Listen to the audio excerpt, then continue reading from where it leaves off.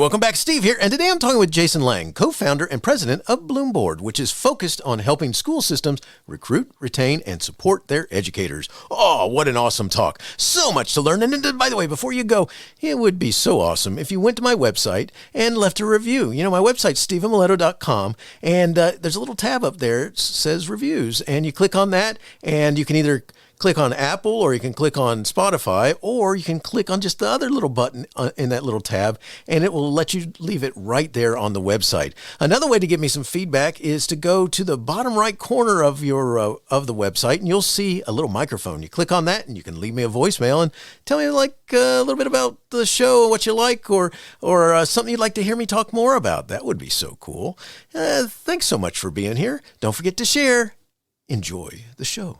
It's the Education Podcast, your favorite show, with lots of groovy guests and they share what they know. So crank it up to 10 and let your neighbors know that here's another show with Dr. Steve Miletto. Teaching, learning, leading, K-12. Teaching, learning, leading, K-12. Teaching, learning, leading, K-12. With Dr. Steve Miletto. Jason Lange is the co-founder and president of BloomBoard, a workforce development company with a core focus on professional advancement for K-12 educators. Prior to founding BloomBoard, Jason worked in private equity and was also a member of the New Schools Venture Fund team. Jason received his BA from Yale University and a joint MA in Education MBA from Stanford University. He lives in Pittsburgh, Pennsylvania with his wife and 4 kids who keep him busy at swim meets and on the pickleball court. Jason, thanks for joining me today. Great to have you on the show, and say hi to everyone. Thanks so much, Steve. I really appreciate having me on here. So to chat. It's great to have you here. And before we get into what we're talking about today, I got to ask you, so how good are you at pickleball? Coming along. You know, it's one of those games that I'm early in my journey, but it's one of those games I've seen my kids just love it to play. And so it's one of the things we love going out and sort of whacking the ball around. And it's crazy how fast it feels like everybody plays these days. It's kind of fun. You're so right. I mean, it's one of those things that snuck up on everybody, I think, just a little bit. All of a sudden, everybody's playing it. It's like, what? Where'd that come from? Perfect COVID sport is really what I think I sort of hit, you know. Nice. Very nice. So good stuff. All right, Jason. So let's talk about being a co-founder of BloomBoard. I mean, what was the original inspiration for it? I mean, why'd you say this is what I want to focus on? Yeah, it's sort of fascinating. So a lot of it came down to all of my graduate level work in that joint degree program was all around sort of how technology will change education for kids. And I was doing a bunch of work in and around sort of the new school sort of world, trying to figure out like new school models, you know, blended learning, personalized learning was big, and technology hadn't really come to fruition yet. This is sort of the mid 2000s. And a lot of the big question that came up was this idea of like, we don't have great systems to actually train and scale really high quality instruction. And there had been folks working on school models in charter school networks trying to figure out that world. But fundamentally, the way we've trained teachers has been the same for decades. And PD has a pretty awful connotation to it in most teacher circles because it isn't really all that helpful and doesn't actually help change practice and doesn't really help kids for the vast majority of teachers. And so that really was the genesis of this idea of like, what is it going to take? How do we use technology to actually train and scale the highest quality instruction for all kids? And we have learned a lot, I'll say, in our journey through the last now 13 years. Last Friday was our 13th anniversary. So kind of crazy. Congratulations on that. 13 years. That's good stuff. Fighting the fight, you know, trying to move big systems of bureaucracy is never for the faint of heart. Oh, come on, right? Taking that on. That's a good stuff. That's like, you know, trying to turn on a dime the aircraft carrier or something. That's right. Nice. In your bio, I read that BloomBoard is a workforce development company. What does that mean? Yeah, so a lot of our work, so this will go a little bit back to sort of our journey. So in the early days, a lot of what we were doing was trying to figure out how to, you know, what sort of PD worked. And it was much more about teacher training.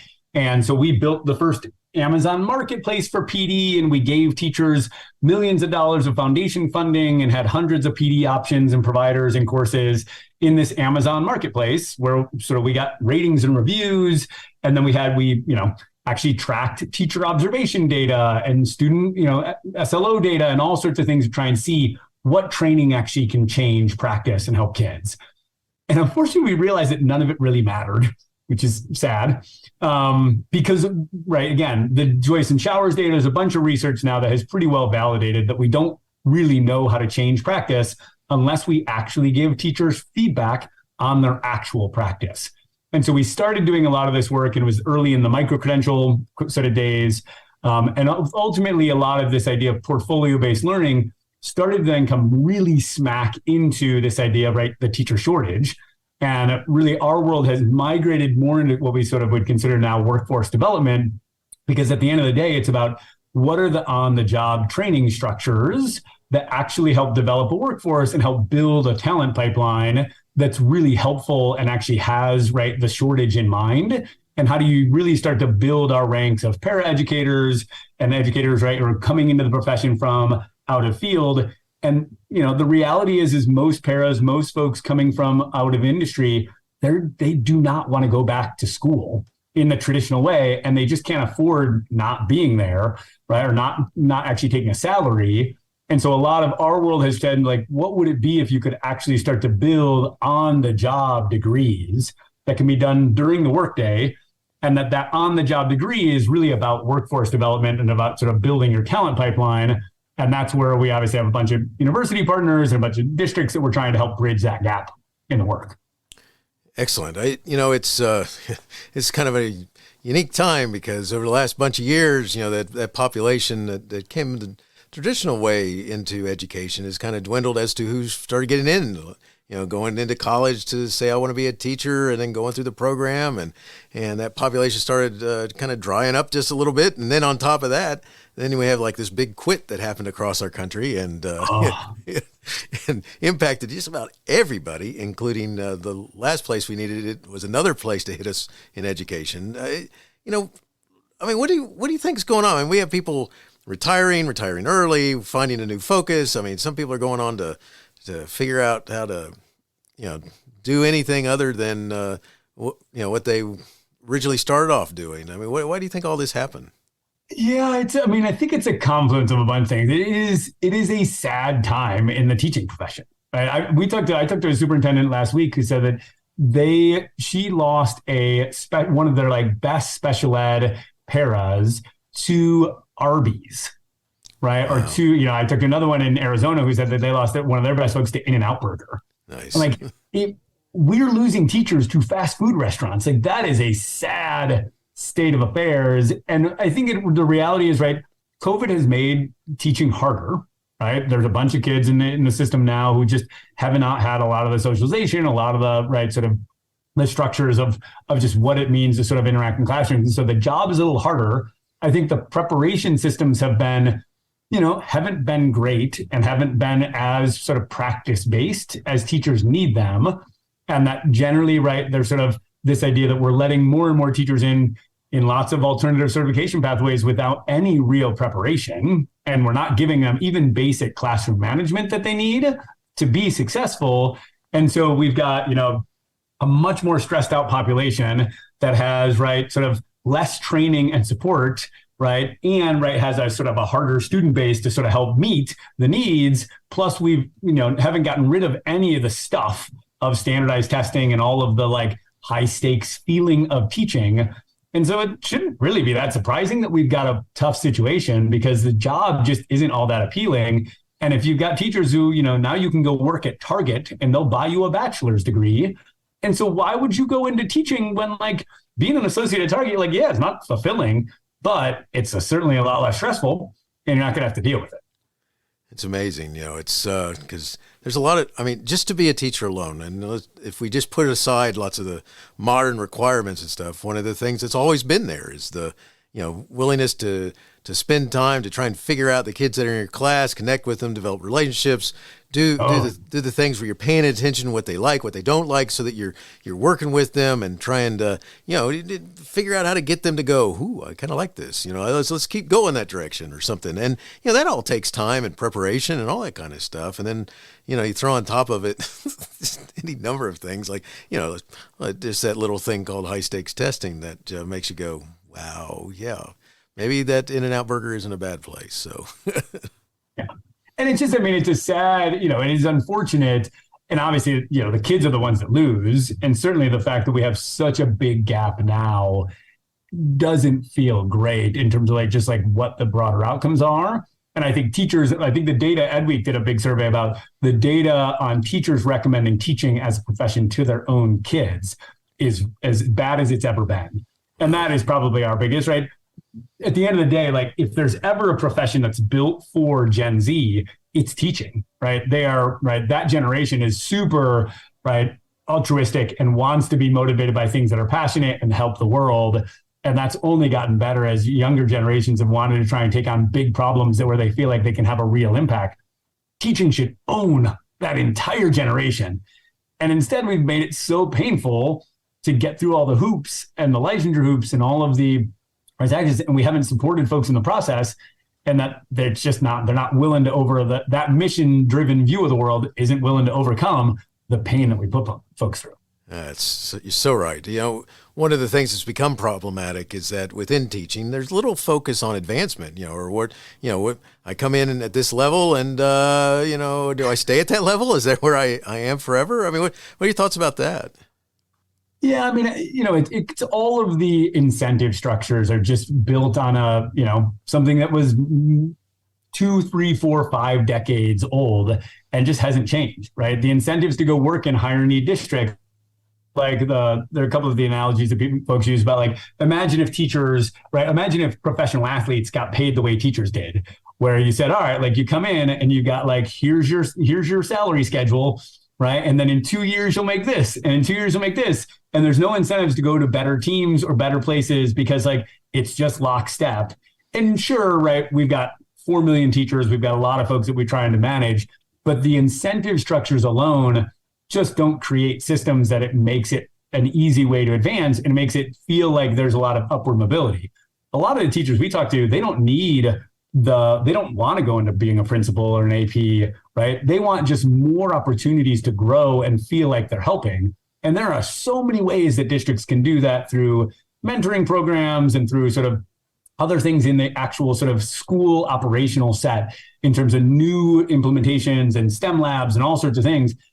But, teaching doesn't have that feel to it. And so unless it's a really innovative district, right? Otherwise, it feels like a pretty stagnant career.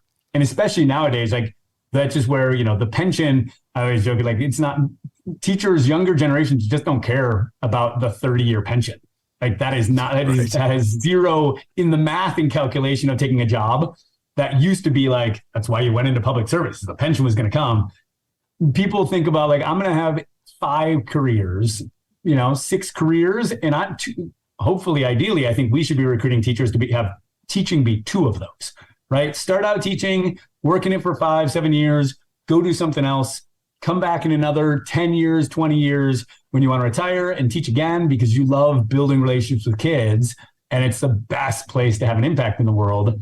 And, instead we have this monolithic system of, step and lanes that, in 30 years, you might get your bump step, and that's sort of the game.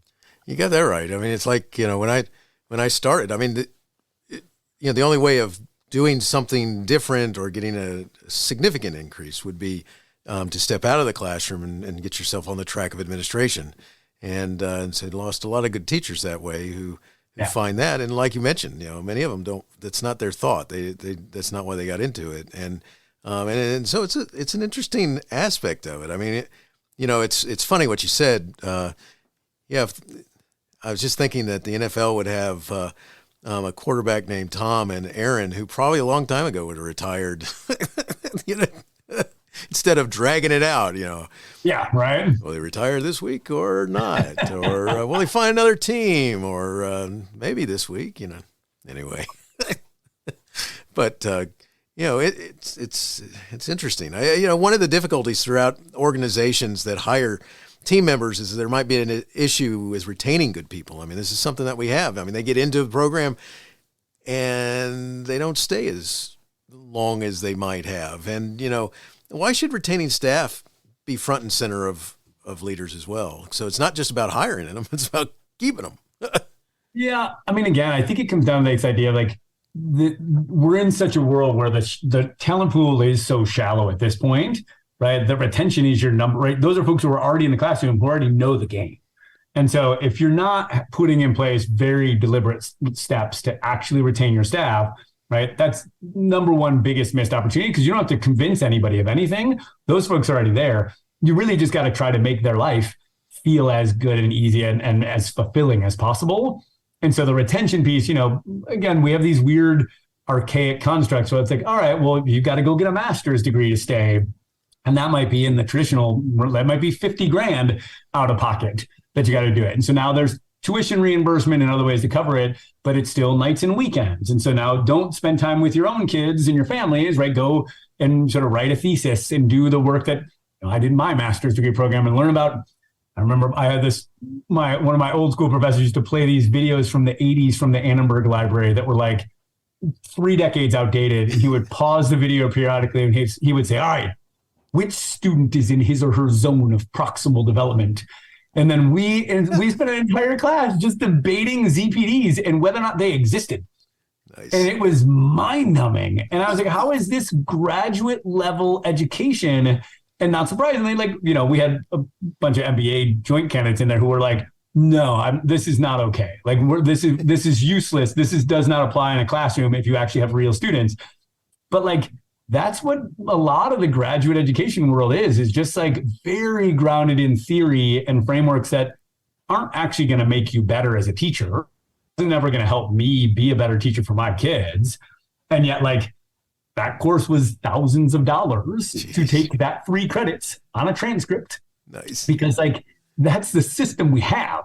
Right. And, the idea that all of a sudden districts can think about, well, if I want to retain my teachers, it's really about what are you doing to build a culture in your schools and in your districts to remove those barriers and get people feedback on the stuff that they want feedback on. Every teacher I've ever met actually would want and loves feedback on the stuff that matters, that's going to help them build better connections with their kids and be a better teacher, right? Because we know that's the gold of what keeps everybody in it.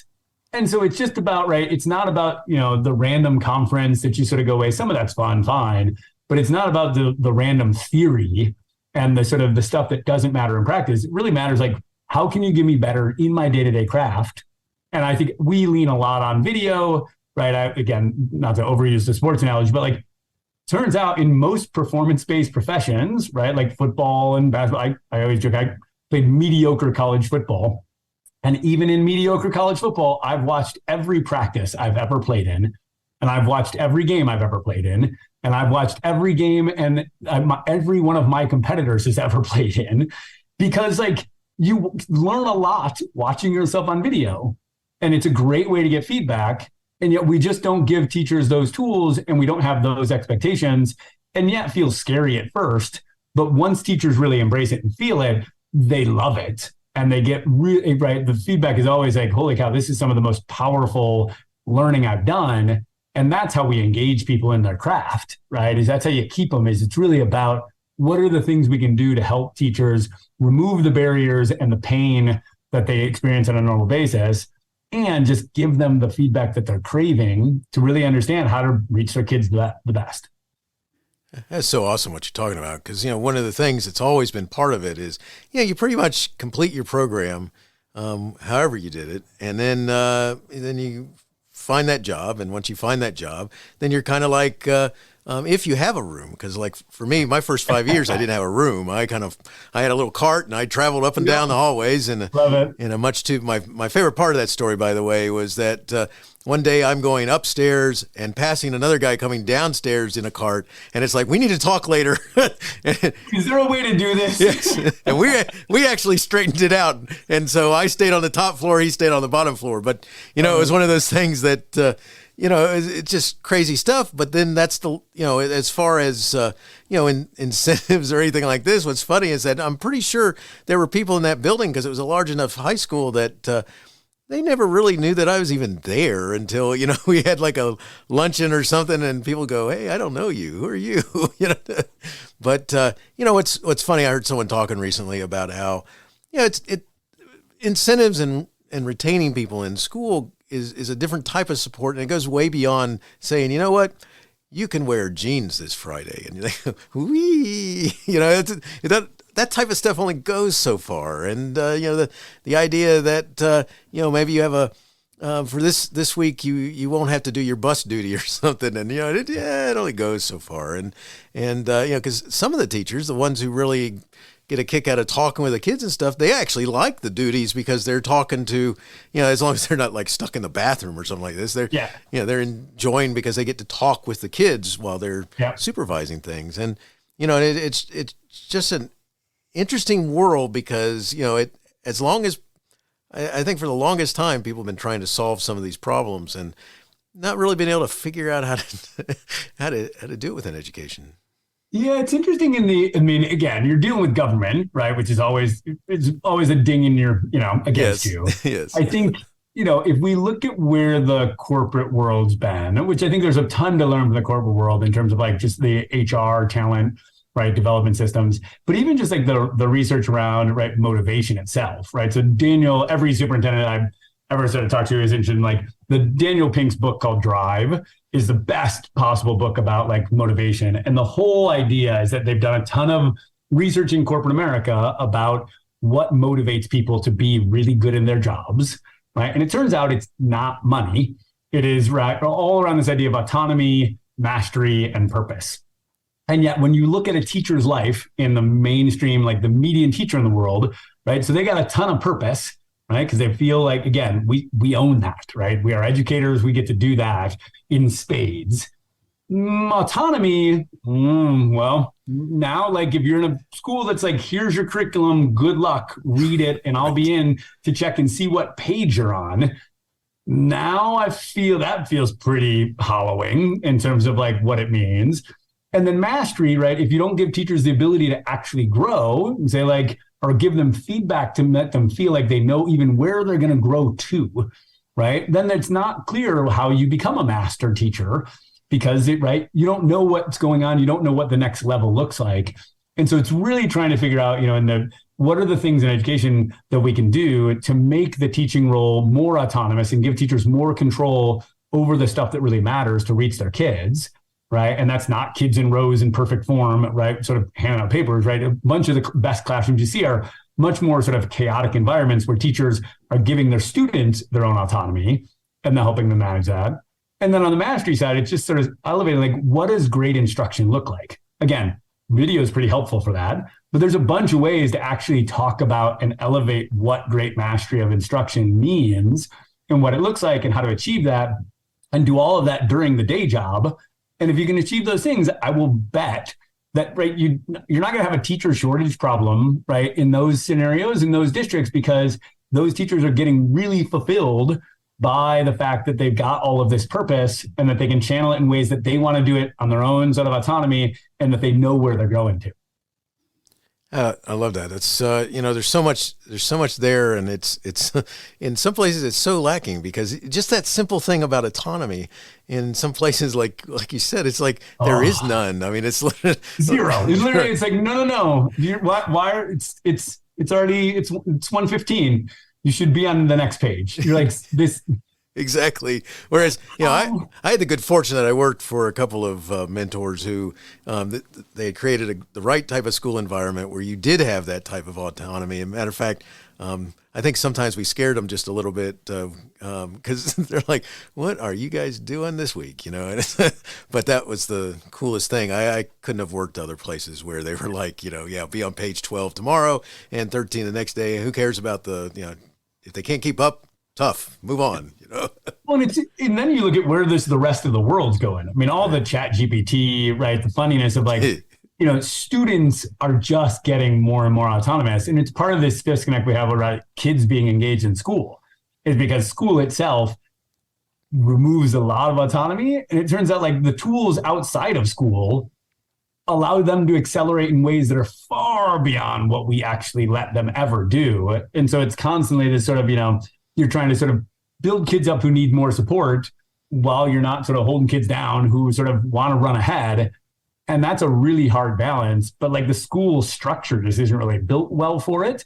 And certainly that structure doesn't lend itself to an empowered educator who feels like, he or she can really help kids in the best way possible.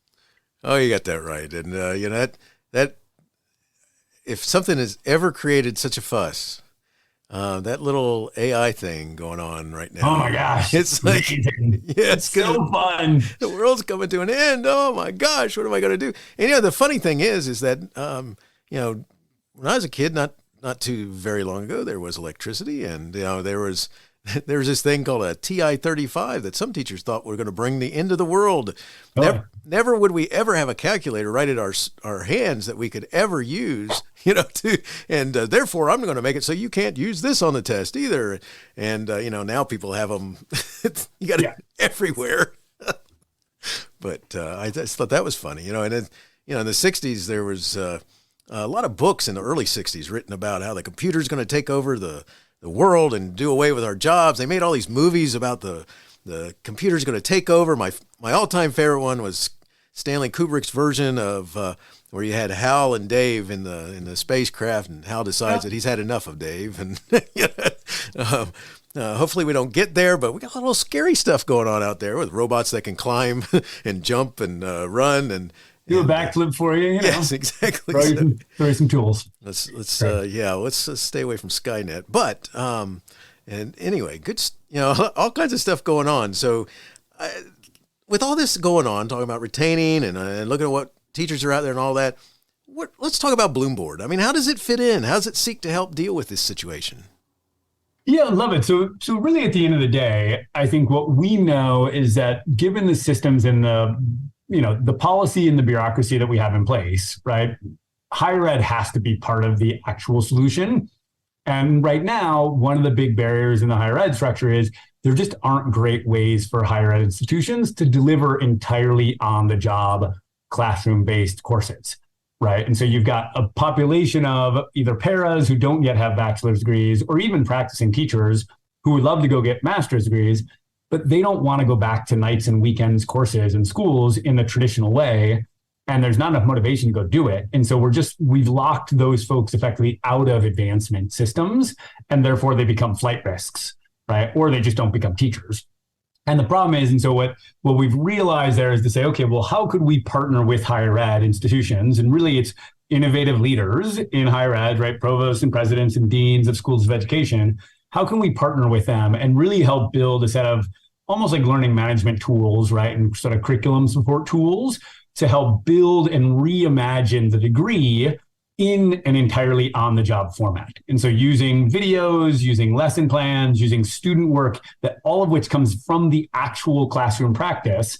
And what would it mean to sort of reconstitute that the bachelor's in education into an entirely job-embedded, portfolio-centric approach? And so we have a bunch of university partners we've been working with to help build and help redefine that version of their degree so that their faculty can really become immersed in their actual craft of their candidates. And then we package up those degrees, and then we work with school districts at the district and at the local level to say, okay, well now, if the burden of the degree means it sort of needs to look like a residency program, and it's going to look like a 2-year student teaching experience of sorts, what is the support that a school building actually needs to embed that degree entirely into the job of that paraeducator or of that teacher? And that's really what our team does, is sort of we both partner on the higher ed side to help really sort of, reconstitute that degree structure.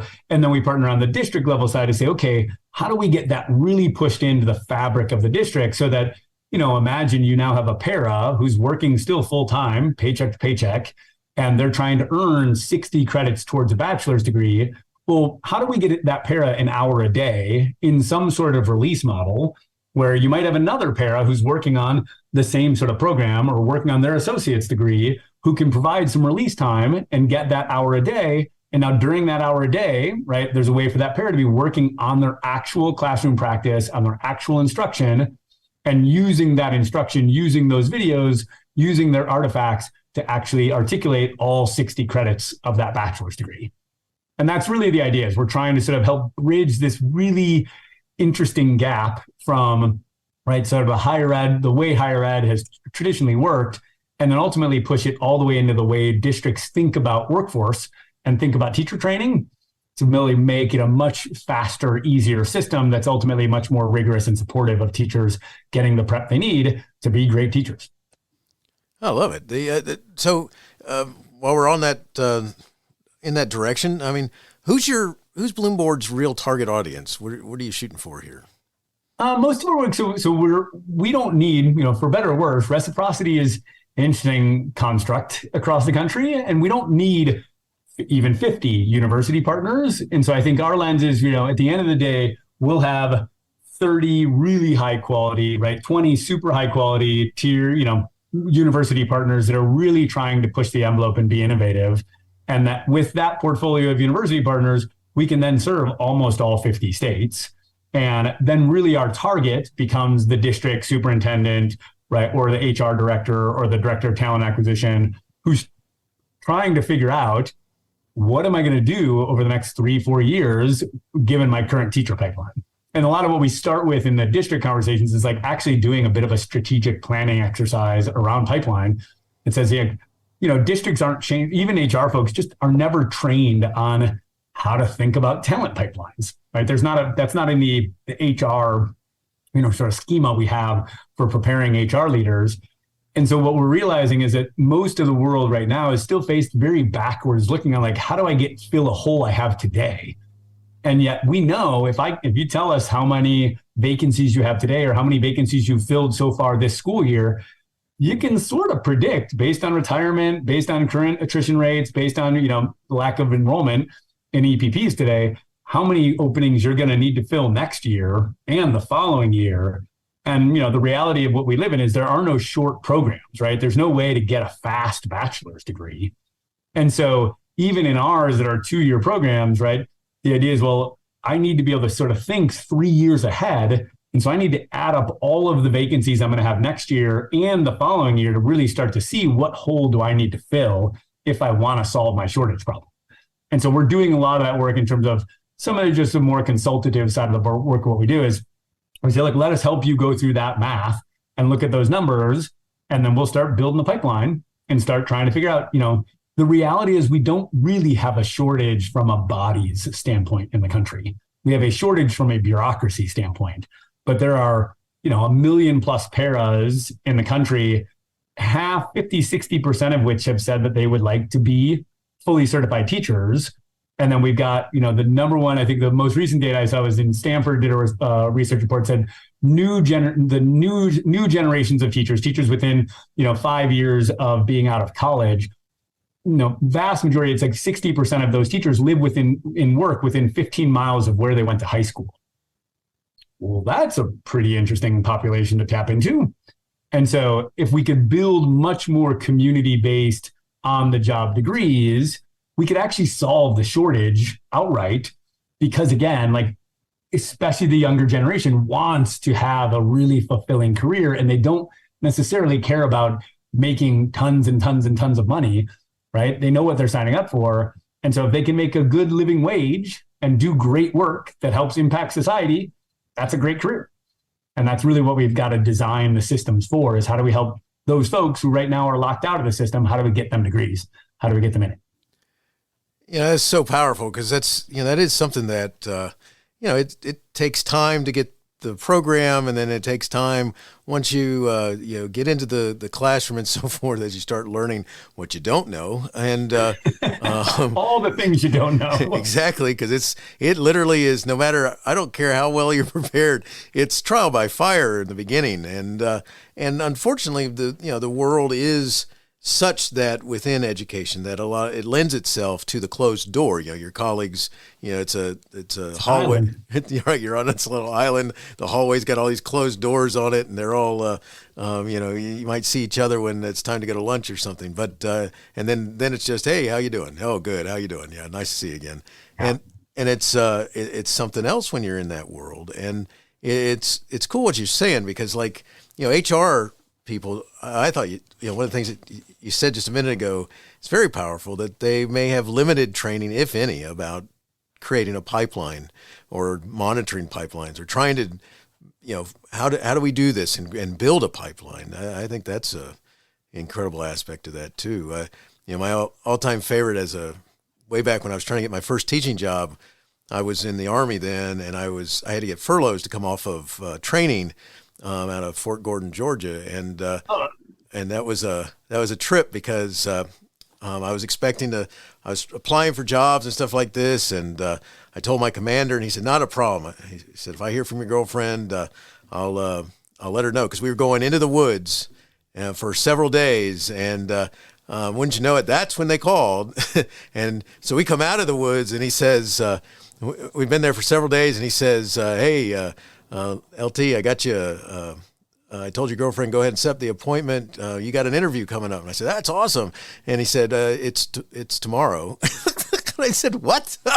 And, and the funny thing was it was with an HR person. So I had to drive a bunch of hours to get there and get my stuff out of the, because now I got to wear civilian stuff. And, right. And the last time I had thought about some of these people, they decided, the HR guy asked me about, it's like, yeah, can we talk about escape and evasion, or how about the signal footprint going across the what this, that, or the other? And that was a trip. But and it's, you could always say I didn't fit for some of the position or whatever, which is true, by the way. But he was really looking for a middle school cheerleading sponsor, which came at the very end of the interview, by the way. He said, what do you think about coaching cheerleaders? And I'm like, what?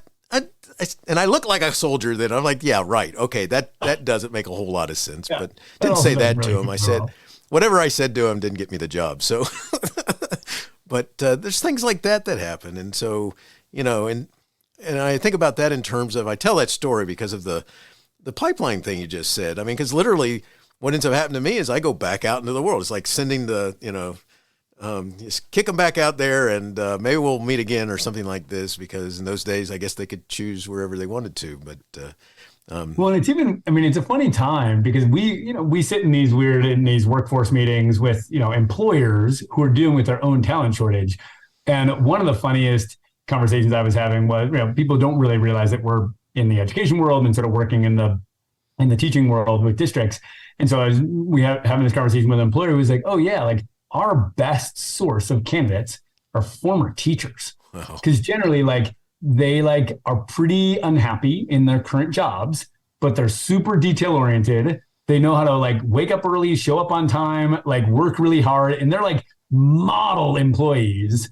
And unfortunately, this is sort of what corporate America is realizing, is we have a stock of, a large number of teachers that are, because it's a rough time, and their corporate world's happy to go after them because they know that they're really good employees.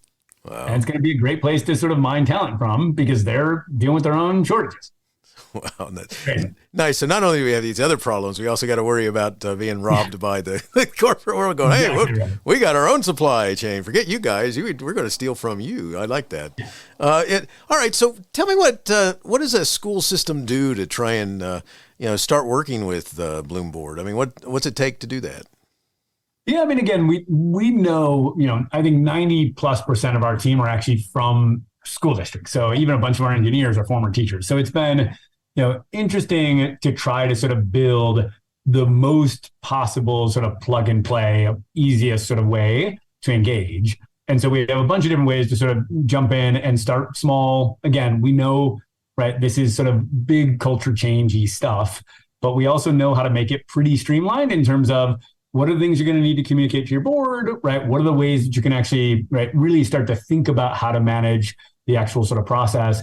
And we're even trying to get, in our current sort of world, we're trying to get into a way where we can start to take even a lot of the headache out of Pell funding and federal grants and apprenticeship funding, take on all of the risk of those funds.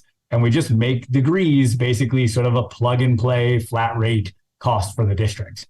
And that's ultimately what I think it will help continue to, sort of expand the work, is how do we make this as easy as possible? So when a district reaches out and says, I've got, 20 vacancies or 5 vacancies, or I think next year I'm going to have to plan for 10 vacancies, we have a pretty easy way to say, great, here's how we help you recruit your, candidates, or sort of share out what we're doing and what degree programs we have with your candidates. Here's what that looks like. Here's how we bring them in. We plug them into the registrar's office. Here's how we support the integration into the site level. And that we take on a lot of that logistics, because frankly, we know districts just don't have a ton of internal capacity to manage the work. And I always joke, we're sort of the the last resort when it comes to capacity. And therefore, like, if we've got to take that on, we will, because that's what's going to take to really sort of help, again, not only create a better pipeline for teachers, but just create a better pipeline of better quality teachers. That's so awesome, because what a great service right there. All right, so Jason, we're getting close to finishing up here, and I can't thank you enough for talking with me. But great. But I want to ask you. So let's do a what if this was the situation? So if you had a chance to talk with an audience of school district leaders about addressing teacher retention and recruitment, you're the closing keynote for the day, and you want to make sure that they hear one message. What would you want them to remember from your talk? I think it would come back to this idea of, like, we're in a world now where, like, we have to solve the shortage, and we have to sort of take a very big stance in terms of actually investing and advancing our teachers. And that is not just sort of investing sort of time, but really investing dollars, right? And investing energy in very deliberately building advancement pathways and trying to give teachers a reason to stay and give teachers a better on-ramp into the profession and give teachers a ton more feedback and support in the work that they're doing. And I think we are going to get to a world here, I would bet in 5 to 10 years, where all degrees forever going forward are going to be funded not by teachers themselves. And that's where, the system has to move. That's where corporate America is moving. And so it's a question of, how well we're going to compete against corporate America that's right now already winning that war. But the reality is, right, we have to invest in teachers, and we have to really make and understand that if we want the best outcomes for kids, you have to start with the teachers. And therefore, right, that's got to change how we actually manage HR, how we manage talent, and how we really support and advance and really inspire teachers going forward. I love it. Good stuff. Jason, if someone wanted to connect with you or learn more, where would you send them? Just so BloomBoard.com. My email is just jason@BloomBoard. It's pretty easy. So we're always happy to chat, and always interested in having new partners and new folks to talk with. Excellent. And I'll make sure that's in the show notes, so it's easy for them to go pop into with their mobile and so forth like that. I got 2 questions I like to ask my guests, and the first one is this. How do you keep going when so much is going on that you may want to quit? Well, given the 13th anniversary, as mentioned last Friday, it's been interesting to sort of reflect back on the highs and lows of startup joy and frustration. I think for me personally, and I'll make it back to my own kids, like my wife, my 4 kids, is a level of chaos and pandemonium that anybody that knows us is sort of laughable. But it is why I do everything I did. I worked in finance and found that to be about as soul crushing and sort of unfulfilling as anything I could have ever imagined. Oof. And so now every single day I do more work and more good than, I used to in probably a year back then. And then I get to walk out when I leave my office here, and I get to walk out that door, and I have, all 4 of my kids, which is why I do what we do, why I love it so much, right? It's trying to help create a better future for the generation that matters most, which is the one that's coming next. Love it. Awesome. Last question. Do you have a teacher in your past who made a difference in your life? If so, who was it? And what would you say if given the chance to say thank you? Miss Dowdy was my English teacher in high school, which was, my high school experience was sort of all over the place. And that, like, we did not have, certainly when I went to Yale, I learned about what a level of rigor looked like relative to all of my classmates and the work that they were doing. And I just don't feel like we just did not have that. And yet she was the first teacher I really remember having that not only had a really high rigor bar in terms of like what her expectations were, but she was incredibly interested and compassionate and willing to sort of engage at an individual level. And just was one of the first times I ever felt like, this was what it means to be treated like an adult. And it was obviously a pretty formative time in high school and trying to figure it all out. But she was by far my most inspiring teacher I've ever had. I've thanked her many times for it. And she's amazing. And she's now retired, but hopefully having an amazing, time on the beach with her husband. But Miss Dowdy is absolutely my favorite. Excellent. Thanks so much for sharing. That's so cool. It's neat when we have somebody like that in our path that makes the difference. Sort of sets you on a path, right? It's an interesting world. It really is. That it is. Well, Jason, thanks so much for talking with me about BloomBoard. It's an amazing tool. It has an awesome focus, and I appreciate what you're doing and wishing you the best in all you do. Thanks so much. I really appreciate the time. Thanks for having me on. Hey, you have been listening to Teaching, Learning, Leading K-12, a podcast to help you help kids achieve their dreams. Teaching, Learning, Leading K-12 is a member of the podcast network based in Canada called Voice Ed Radio. Voice Ed Radio, your voice is right here. The opinions expressed on Teaching, Learning, Leading K-12 are those of the guests and host. Teaching, Learning, Leading K-12 is intended to share ideas, advice, and suggestions. Teaching, Learning, Leading K-12 is produced for educational purposes. Hey, thanks for listening. It would be awesome if you visited my website at stephenmiletto.com and connected with me, left a review, and listened to more episodes. And by the way, you could also share it with your friends, with your family, and your colleagues. Thanks so much. You're awesome.